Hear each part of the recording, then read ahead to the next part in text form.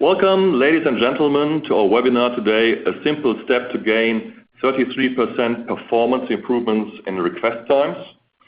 My name is Christian Paulus. I'm the Head of Product Marketing here at Cloudflare, and I will be your host today. And I'm very excited to have co-presenting with me today Jared Hales. He's the Director of Engineering at Bespoke Post. Hey, Jared, how's it going? Hey, everybody. Doing great. Thanks for having me, Christian. I'm excited to talk about this today.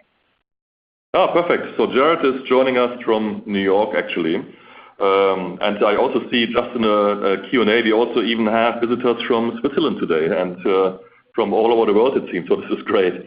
So today we will go through a case study on Bespoke Post. And so we will talk about the performance challenges Bespoke Post saw and how they address those. And a part of the solution was actually to use Argo smart routing. So we will do a short technical deep dive to look at those capabilities. And then as always, we will reserve about 15 minutes for questions and answers at the end. And then just as a housekeeping item, if you have questions during the session, please add them in the questions box so that we can then answer them at the end of the session. And one last item, we will also be sending out a recording and the slides after the session. So with this, I would like to hand over to Jared. Jared, go ahead. Great. Thanks, Christian. So first, let me tell you guys about Bespoke Post. So we're a subscription club for modern guys, and the idea here is that we make boxes full of unique gear and useful advice so that you can step up your life in all kinds of ways and discover something new each month. So that means we cover things like drinking, grooming, travel, apparel and accessories, home gear. It's basically everything a guy needs. And we're frequently identified on lists that tout like top subscription box companies. So we're pretty proud of that and thankful to be mentioned alongside lots of other big names in the industry that we really respect. While the subscription service is our primary offering, we also have a large audience that doesn't subscribe but will come to us just to shop because of the curated shopping experience that we provide, especially like right now during the holiday season. This is a really big time for e-commerce on the web. Overall, what I think really makes us appeal to our customers is that we're curators that value both form and function. And our business model allows us to offer all this really great stuff that we find to our customers at a very reasonable cost via the subscription program that we run. So we don't just have stuff that's beautiful, and we don't just want to find stuff that's practical. Our sweet spot is kind of the intersection of those two, where we're focused on items that are beautiful but also practical and reliable additions to your life. Hope that makes sense for everybody. So here's our website, the homepage here. Alongside of that, the pictures on the right are just a sampling of some of the boxes that we sell. So because of our obsession with form and function, beautiful imagery is pretty important to us. We really want to show our customers how great our products are. So much so, we actually have a dedicated photo studio in our office, and the majority of our products are photographed in-house here in New York. And so we have a lot of high-quality images on our site, and these need to be delivered quickly, and they need to look great no matter what device our customers are using. So that ends up meaning that we use a lot of bandwidth, and we need to generate a lot of different image sizes for different platforms. And of course, going along with that, a good user experience is super important too. The site needs to be pleasant to use, easy to digest, and so we work really hard to make sure that our site is all of those, that it's well designed, and it really allows the products we sell to speak for themselves. So to do all of that well, there are a few technical issues and challenges I'm going to go over today. These are areas where either we've had problems to solve, and ultimately areas where Cloudflare has really been able to help us. So first off, mobile. In this age of smartphones, the mobile experience is more important than ever. So we're constantly asking, what can we do to make the mobile experience as good as possible for our customers? Second is speed. I think it goes without saying, but speed is very important on the web, especially in e-commerce. So as I'm sure is the case with a lot of teams out there, like speed is always a big concern for my team. Also kind of in that same vein, our business has some interesting spiky traffic patterns that we'll get to in a bit. And being fast during those times is challenging, but also very important. Third is bandwidth. With all of this, there's bandwidth concerns. Because of all the assets we serve, it can really add up. And our hosting platform, which is Heroku, has a 2 terabyte monthly bandwidth limit that we need to like make sure we're staying within. And lastly is security. We're not going to spend as much time on that in particular today, but we've been with Cloudflare for a while, and we've been happy with the security features that they provide, and the peace of mind that kind of like comes with that. So let's dive in and cover background on some of these issues. So for us, mobile has really grown to be the majority of our traffic. Currently we're constantly in this like 65 to 70% range for like the portion of our traffic that's mobile. And it's kind of, if you look at the chart on the left, like mobile has been the biggest platform for us for a while, but really in the past like year and a half, it's really kind of taken off again to the point where now it's like the majority is mobile. So to explain that, I think it kind of helps to look at like where our traffic's coming from. So this graph on the left is that's the Google Analytics data for the first 3 quarters of 2017. So what I really wanted to highlight here is that a lot of our biggest traffic sources are very mobile-heavy channels. One, email. It feels like everybody has a smartphone now, and so a lot of people are opening their email on their phone. So when we send out a marketing email, we're getting a ton of mobile traffic from that. And the second one that I wanted to highlight is social. We're pretty active on social platforms, like pushing out content to Facebook, Twitter, Instagram. And we also use paid advertising a lot on social platforms. So, and for many people, their interaction with social platforms is done on their mobile devices, and oftentimes it's through a dedicated app. So it's actually not uncommon for us for mobile usage to even surpass 70% on a day where like there's a lot of activity via one of these like mobile-heavy channels. But also like when it comes to mobile is the environment that's most susceptible to issues with our next kind of area of concern, which is speed and site performance. And I think this is probably for obvious reasons, right? Mobile devices are much more limited in terms of the specs like processor speed, memory. Smartphones do keep getting like better and better. But the reality is, not everybody's using like the latest, greatest iPhone, especially if you go back like a few generations, go back a few years. The difference between like a desktop computer and mobile phones from a few years back, it can be pretty big. Also, phones are often not using connections that are as good as like a desktop user. You have to deal with like service that drops in and out, increased latency. Ultimately like the connection isn't great, especially in a place like New York. Like if you ever try and use your mobile phone on the subway, it's like constantly in and out, in and out. That kind of stuff really makes the mobile a challenging environment for the web. So focusing on mobile performance especially means that it forces us always to be concerned about speed and by taking into consideration like our mobile people first. So back to speed. This chart shows it's from some research that has become kind of infamous on the web. The Aberdeen group did this study where they looked at data from a bunch of big sites.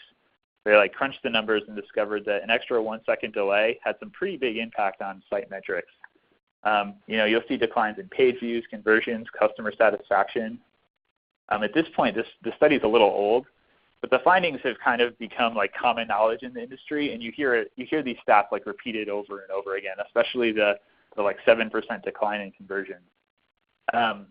Thinking about it, it really seems like common sense to me that like as your site speeds up, your business metrics, page views, conversions, that they're going to improve as your site gets faster.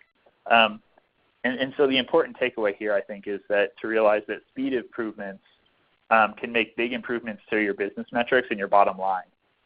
So because of this, like speed and also perceived speed is something that we care a lot about at Bespoke Post. I alluded to earlier that we have like spiky traffic patterns. For us being a monthly subscription service, we have some very predictable like traffic patterns that happen every month. And that starts on the first of the month when we see a huge spike in our traffic. So our service is a monthly subscription, but the way we do subscription is a little different from from many of our peers. Every month we release new boxes on the first of the month, and on the first, all of our subscribers will be assigned a box for the next month. And so what really differentiates us is that our subscribers have a 5-day window to customize and modify their monthly shipment. So that means they can like keep the box that they've been given, they could switch to something else, or they can even like skip their box entirely for that month. So because our subscription works this way, our subscribers are very engaged and involved. Like they're on the site. They're not just like signing up and just letting stuff come to them. So on the first of the month when we send out that box announcement email, a lot of our subscribers are visiting the site. You can see it in this graph. Like we'll see 10 to 15 times the traffic we see on a normal day on the first of every month. Similarly, we send a reminder email toward the end of that 5-day like open period to remind people of what they'll be getting. And it gives them like one last chance to make changes. And again, like this drives another big influx of subscriber activity on the site. So during the first 5 days of the month, we have much higher traffic numbers than we'd have the rest of the month, and we'll also have some like pretty big spikes at like specific times. And these spikes can really put our infrastructure through its paces. At times, like our traffic is exceeding 300 requests a second. So let's dig a little bit into our architecture, and we can start to explore how we've addressed these challenges that I just went through.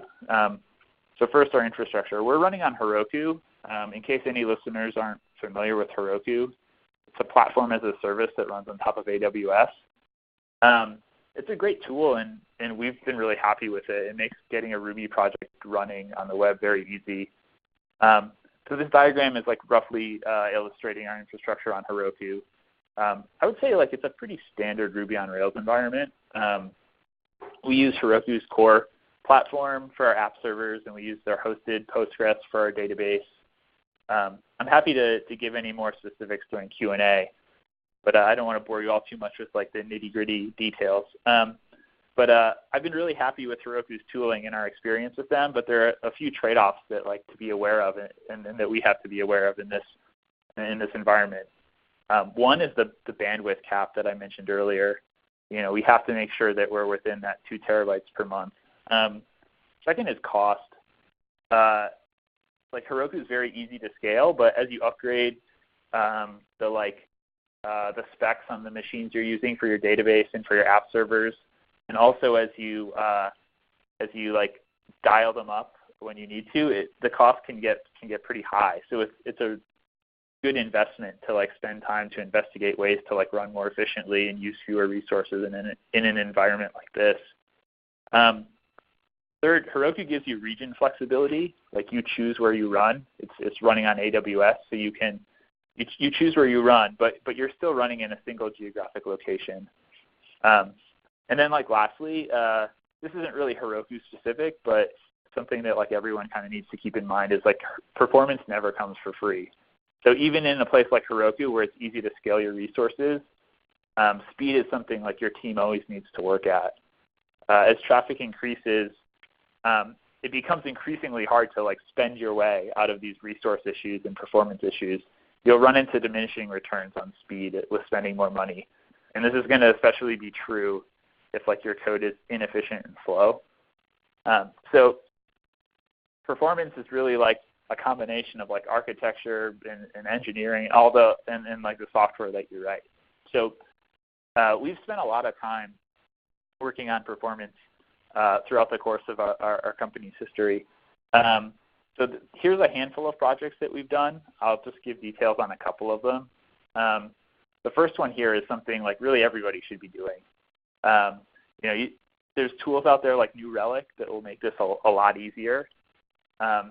So if you have a tool like New Relic, you should be looking at a few different things. One, you should be looking at just like overall, like what's consuming most of your server time.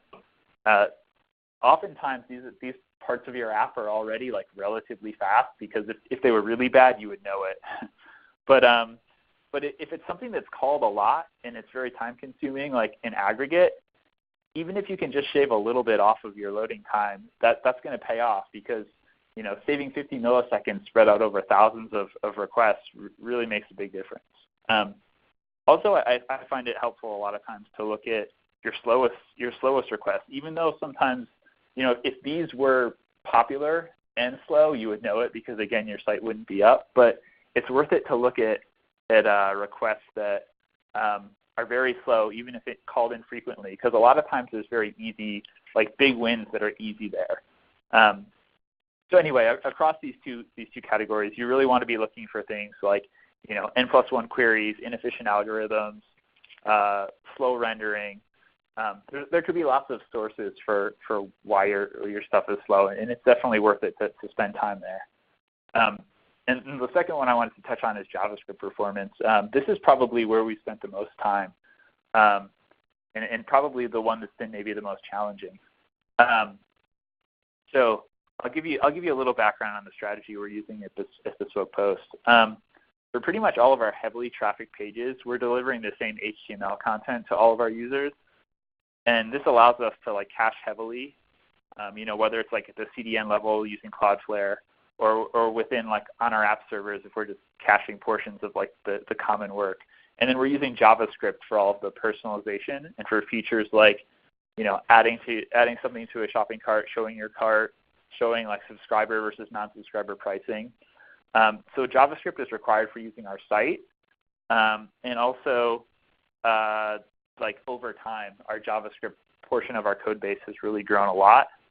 And so because of this, there was like over time we found a lot of opportunities to really like dive deep into how we can like make our JavaScript more efficient, and this really helps with the perceived performance of our web application. So moving on, you can do a lot on your server to make that faster, and then there's stuff you can do like in the browser to make it faster. But Cloudflare is really helping improve performance by addressing the issues between your servers and your users. So I'll give you a quick like history of what we've done with Cloudflare. Our current site was set up back in 2012 on the Ruby e-commerce application running on Heroku. And pretty quickly we added Cloudflare. And there were some pretty easy and obvious wins. First of all was minifying all of our CSS, JavaScript, HTML. This one's an easy one. It's just a checkbox to toggle on. It saves bandwidth. Your content gets to your customers more quickly because it's smaller and there's less data to transmit. Second is the polish feature they have to optimize all your images.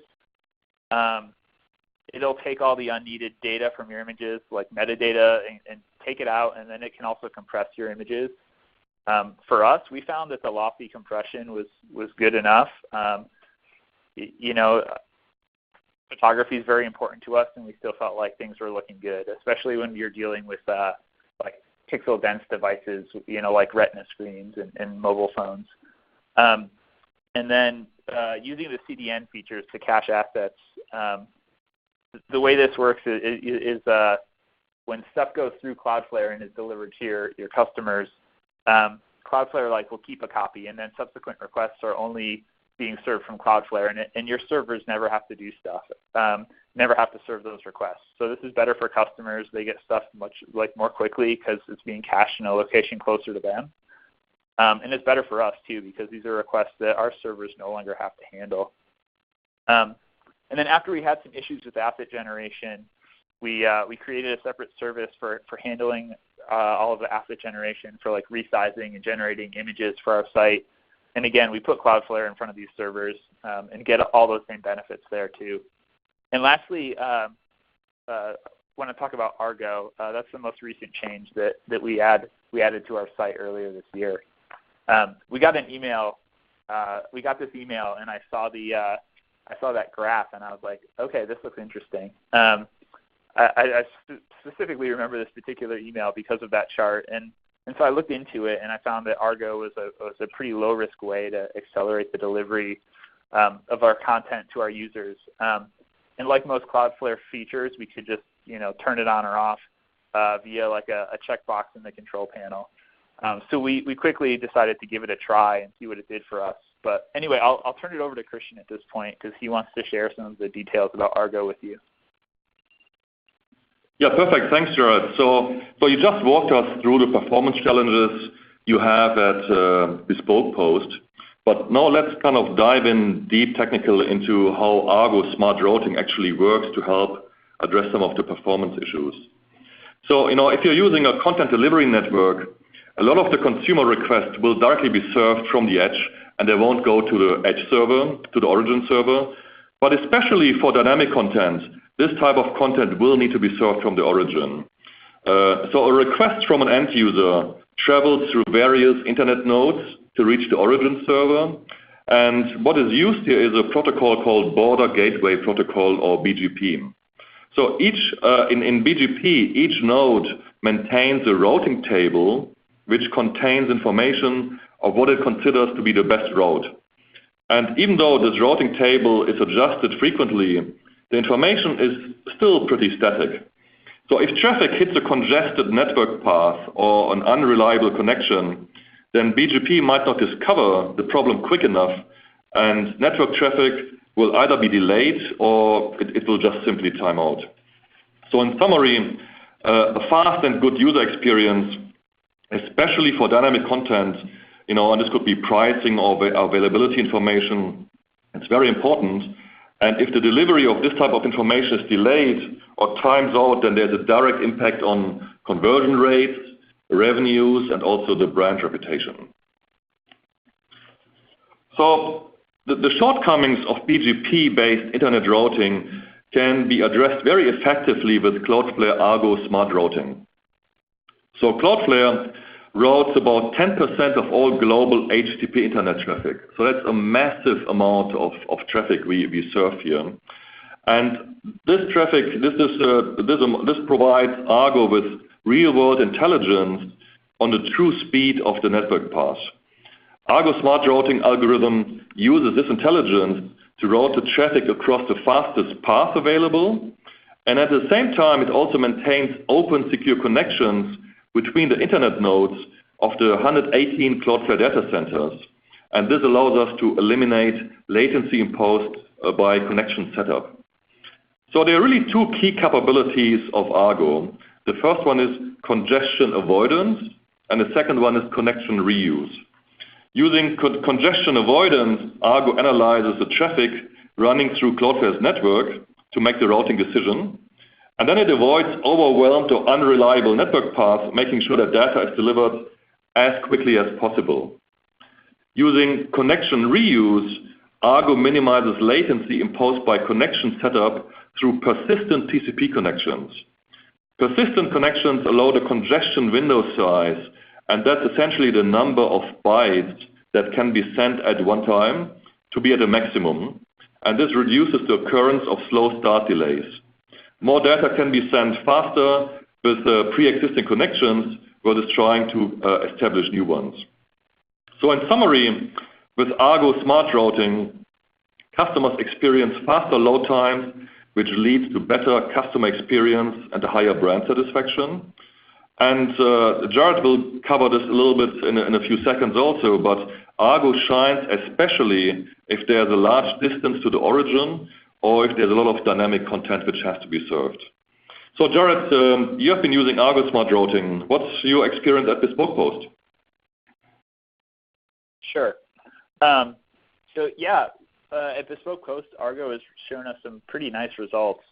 This first chart on the left here is straight from Cloudflare's dashboard. You can see the requests that are smart routed using Argo are being delivered with a 34% improvement in response time.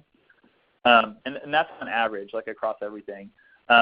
Additionally, like according to Cloudflare's reliability has improved. According to Cloudflare's metrics, our reliability has improved by 70%, and that means that like the number of 500 errors that are being generated, which is a pretty low number, has improved by 70%. And then on the right here, this graph is showing results through one of our monitoring tools. This was a specific API endpoint being monitored like over and over again from San Francisco, like on a time interval. So because of this consistency, you can see in terms of like what's being delivered, you can see a pretty consistent timing there. And so there's a pretty noticeable shift where it goes from 400 milliseconds down to 200 milliseconds, and that coincides with when we flipped on Argo. And then that huge spike on the left is that there was something going on at that point in time, which I was jokingly saying to Christian earlier. I mean, Argo maybe would have prevented that.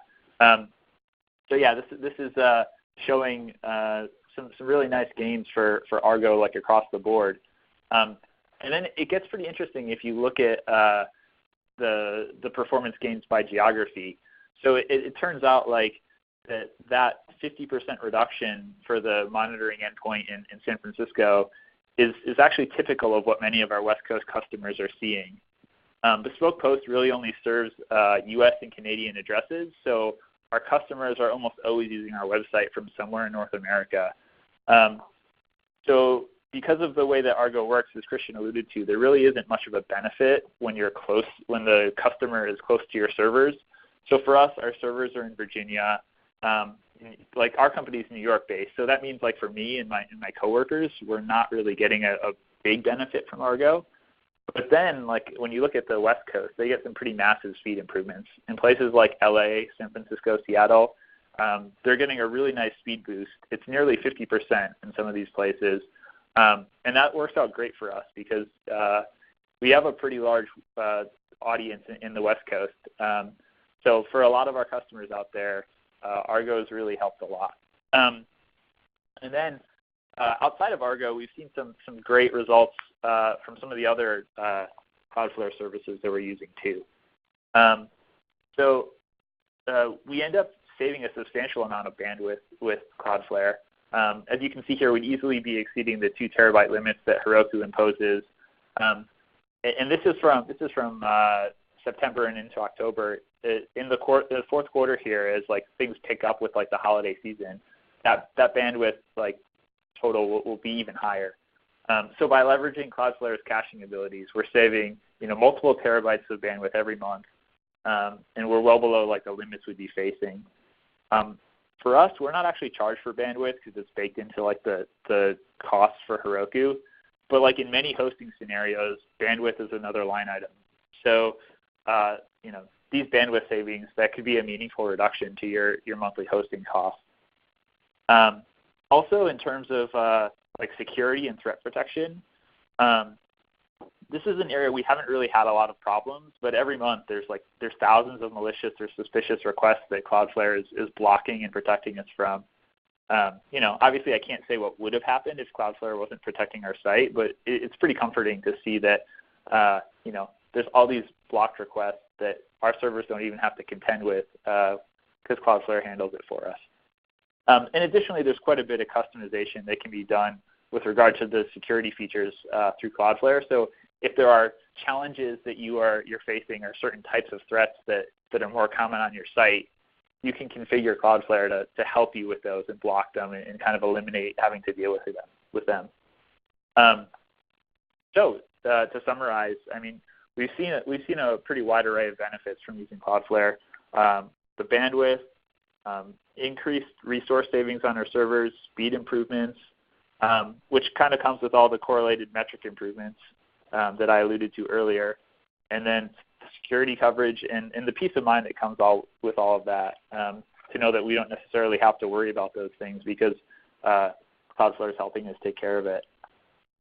So my advice would be to check it out because there's probably some pretty easy wins that Cloudflare can help you with, and a lot of them really don't require very much effort. For a lot of these features, it's literally just checking a checkbox to get it turned on. But anyway, I'll turn it back over to Christian. He's going to talk a little bit more about Cloudflare before we get to your questions. Yeah, perfect, Jared. Thanks for the great insight. So before we go to Q&A, I just want to make some real quick comments about Cloudflare. And if you step back the reason why Argo is so helpful to our customer, because it leverages this massive network we provide. So I mentioned before that our network serves about 10% of all global HTTP internet traffic. So that's a massive amount. And using this network, we serve essentially everyone who is using internet. It's about 2.5 billion people per month go through our network at one point or the other. So that's really massive. But this allows us to provide those. This provides the backbone to really provide those speed improvements you're getting with Argo. But it also allows us to mitigate really any attacks of any size. And we have prevented some of the largest DDoS attacks which ever occurred. Each of the 118 Cloudflare data centers also provides an integrated stack of performance and security services, which is what most of our customers value. And lastly, it's very, very easy to onboard and configure the service. So for many customers, this can be done in as little as 5 minutes. But no, with those comments, let's move on to Q&A. And if you have a question, please enter it in the questions box. But we already have quite a few questions here popping up. So the first one I wanted to see, the first question was, what is needed to switch on Argo? So if you, of course, you need to be on a Cloudflare plan, but this could also actually be the free plan. So it's a very low burden to get in there. And as part of this setup, you would really just only to make a change to your DNS setting. And that's really easy. And again, it can be done in less than 5 minutes. And then once you're using Cloudflare, you will take you will benefit from the performance and security services, and then you can switch on Argo just really by flipping a switch. It's really as simple as this. You just need to flip a switch, and traffic will be routed through the Cloudflare network. That's really all. I mean, Jared, what's your experience around that? Yeah, no, it was exactly that. I mean, Argo is because it's something that Cloudflare entirely handles. We just kind of had to opt into the feature, and then that was it. Yeah, and I also just see a question here from the audience. So are these optimizations easily implemented without developer intervention? Due to high support costs, this is something we would like to do in-house, but we have not got extensive technical knowledge. So Jared, can you comment on that? Sure. I mean, yeah, a lot of this stuff in Cloudflare is just, like I said, you just kind of turn something on. I mean, now that being said, it really depends what the problems you're facing are, whether there's like an easy solution or not. If your site is slow because the stuff that your server is doing is just slow, there's only so much that Cloudflare can help you. But certainly in terms of like things like minification of assets and caching and Argo, like a lot of these things are very easy to turn on. And then it's kind of, if you have any kind of monitoring in place, or even using like the Cloudflare dashboard, you can see what kind of benefits you're getting from it and kind of decide for yourself. You know, a lot of this stuff is not that expensive, so yeah, it's worth giving it a shot and seeing like if it pans out for you. Yeah, you know, and let me add, I think that's actually ease of use is a very important aspect of this. You know, so you can use Cloudflare without really changing anything on your code, without the need for hardware. And if you think about this, if you're under attack, for example, then you need to be able to take advantage of a service. If you are the customer, really within minutes, or very, very fast. If you would need to make changes, then the attack might already be kind of bringing down your sites.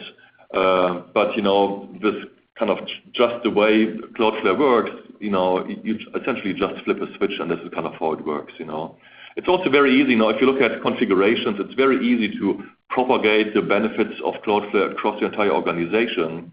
And that's really important because you want to protect everyone at all sides and not just kind of individual aspects of this. So ease of use of setup and configuration is a very, very important aspect. So I have another question here. So what is the performance gain I can expect from Argo? And so, you know, we have a lot of customers using this, and almost all of our customers will see a performance improvement, but the actual gain will actually differ from customer to customer. And this is really depending on the amount of content which needs to be sourced from the origin and the distance from the origin. And so the further you're away and the more dynamic content you have, the bigger your performance improvement will be. So, for example, I just did a webinar also with a company in South Africa. It's a South African airline, Fly Affair. And so all of their traffic from the US has to be routed through undersea cables from North America through Europe and then to South Africa. And so this is a very long distance. Almost all the traffic has to go, and then there's a 55% performance improvement. So it's really a good example, just complementing what Jared had mentioned before. But typically, average is 25% performance improvements in website latency across our customers. That's kind of the experience we have seen. And Jared, I mean, you also mentioned in one of your slides, you saw the biggest performance gains for consumers with a great distance. Is this correct, or? Yeah, that's right. And for us in aggregate, we saw a little bit better than the 25% average the number you were giving. But yeah, it totally depends. On the East Coast, the benefit is smaller, but on the West Coast, it's pretty substantial for us. Yeah, exactly. That's exactly how Argo works. So I think this makes a lot of sense. We have another question here. I think that's probably for you, Jared. You mentioned that you optimize code and the hardware and then the web. I mean, what would you recommend to do first? What would be kind of the best approach to actually address that? I mean, I guess it really depends. What's causing you problems? What's your limiting resource? So, like if dev time is limited, you're going to want to focus on things that don't require like engineering efforts. Maybe it's like Cloudflare. It really depends also like where your pain points are. It's hard to say without really knowing like the use case. Yeah, I mean, this question is also, a lot of customers, what I've seen is, they go kind of address one problem after another, starting with the biggest bottleneck. And I think this makes a lot of sense. But very often, I also hear that customers look at the web as something which is not really in their control, and they wouldn't necessarily consider trying to optimize the performance on this. But with Argo, I mean, you just kind of flip a switch. So, I mean, that's something which can just be switched on kind of in between. I mean, would you see that there's a kind of a timing consideration there, or would you just kind of flip the switch on this, Jared? I mean, what's your take on this? Yeah, sure. I mean, it certainly makes sense to try the stuff that's like low effort first. Like if there's Cloudflare features that'll address your performance problems, then yeah, I would absolutely recommend try it in terms of like the amount of effort required is pretty minimal for a lot of these. Yeah. Then there's another question here. I'm just looking at how do you monitor performance of databases, so MySQL and Redis. New Relic plugins for these have mixed reviews on stability.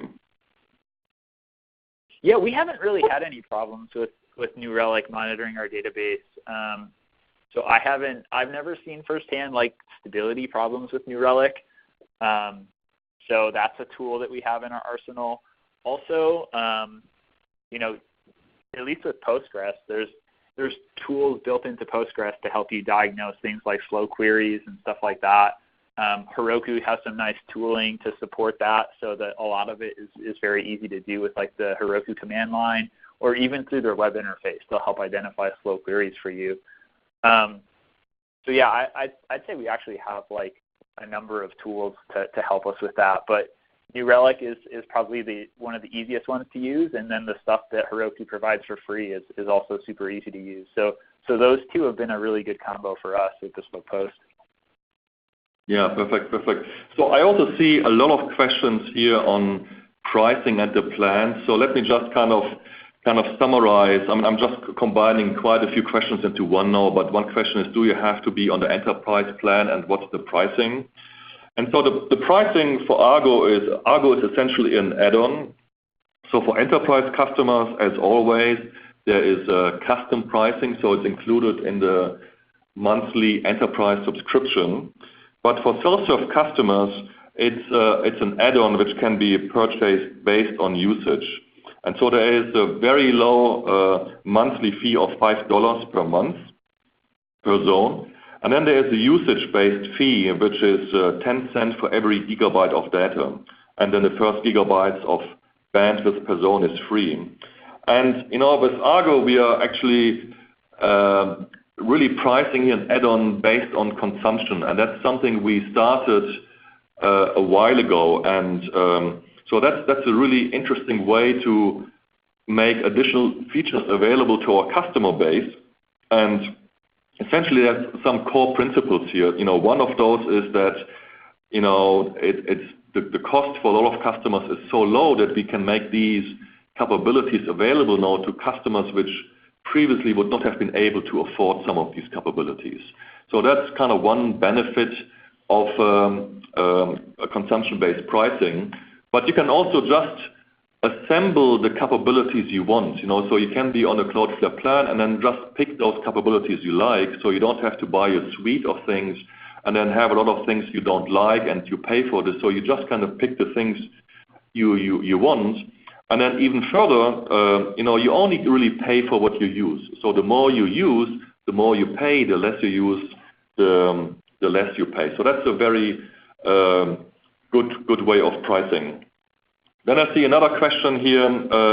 That's also for you, Jared. So how much traffic does Bespoke Post generate? I mean, we kind of alluded to that on in the earlier slide. To be honest, I couldn't quote a number off the top of my head, but I mean, it's millions of requests that are coming across here. I mean, we actually just had a TechCrunch article recently profiling us, and there it was talking about how we earlier this year we passed like 100,000 subscribers. So on a day when the majority of our subscribers are coming to the site, it can be quite a number of requests that are coming through. Yeah, I think I get this question a lot also from other customers I talk to, and typically this is kind of aimed at understanding, is this a service which is only working for small customers, or is this also applicable to really large customers? And Bespoke Post has a pretty large amount of traffic, so this is absolutely a feature which works for small and for our really large enterprise customers. And again, it's based on the Cloudflare network, so this provides really the backbone and the scale to improve really any kinds of sites. And so I have another question here. So how can you actually compare before and after the benefits you're getting from Argo before and after you're using Argo? Jared, can you just cover this? Yeah, I think so. I guess I only have a limited understanding of this, but my understanding of what's going on here is that like not everything is being smart routed via Argo. So they can look at the in terms of like the Cloudflare dashboard about like how your improvements are like for the given month. It's based on like which ones are smart routed and which ones are not. For us, I mean, there was also there was a clear point in time where we know that we turned it on. So going back to that slide where I was showing our monitoring, it's like I knew which day I turned it on, and that coincided with that pretty dramatic drop in the monitoring responses that we were seeing. Going from 400 milliseconds pretty consistently. I mean, the line's a little bumpy, but it's pretty even around 400. And then after Argo turned on, it was pretty consistently around 200. So yeah, I mean, if you know when you turned it on and you're like tracking metrics for your site, it's kind of easy to see whether it benefited you or not. Yeah, exactly. So let me add to this also. So in the Cloudflare dashboard, you can actually see the performance gains you're getting through Argo, but we also route about 10% of the traffic outside of Argo. And so this is what we also display in the dashboard. And so this really gives you the before and after. And so there you can really see the 10%, this is kind of how traffic would normally look like, and then the 90% is routed through Argo, and you have a very nice comparison of what you actually would get in performance gains. And again, the performance gains, they kind of variate a little bit during the days. It could be 30%, 35%. It goes up and down depending on the traffic pattern. But there's a good way we provide visually in the dashboard to make this comparison. And then here's another question. Has the Argo service been reliable? I feel like there was a service interruption with Argo leading to website errors on 9/26. So Jared, that's a question for you also. 9/26. That was kind of a while ago at this point. I do know we didn't have like a massive outage on it back then, because that certainly would have stuck out in my mind. Yeah, as far as I know, it's been reliable. I mean, it's always hard to know what like everyone around the world is seeing when they come to your site, but we haven't really seen any indications that there were problems. Yeah, no, perfect. It's the availability of our site, of our network is very, very high now. I don't think we had a system-wide outage for at least 3 years or more. So I think this is very, very highly reliable, and we can also, for individual customers, pull out reliability stats. And I think, we mentioned this in the presentation, so the reliability gain is about 70% you're getting on average here for Bespoke Post. So this should I guess be... one other thing to mention... Oh, sorry. Yeah? I was going to say one other thing to mention there is that you have to remember with Argo, there still is the connection between Cloudflare, where Cloudflare starts, and your server is. So, that's always out of the control of Cloudflare, and so you could certainly experience problems if there was anything going on in either at your hosting provider or between your hosting provider and Cloudflare, or even in the last mile between Cloudflare and wherever you are. So if you had problems on a month and a half ago, it'd be pretty challenging, I think, to know, especially this much later, where the problem was. Yeah, exactly. No, I think that's perfect. So I think we are out of time. We have a few more questions. We can follow up by email to answer those. But I think it has been great. It has been a lot of fun working with you, Jared. So I would really like to thank you. I know that creating those slides and the effort is pretty tremendous to pull this together. So it has been really great working with you on this, Jared. And thanks very much for everyone listening. I hope that this was informative. And this was a good use of your time. Then thank you very much, and have a good day.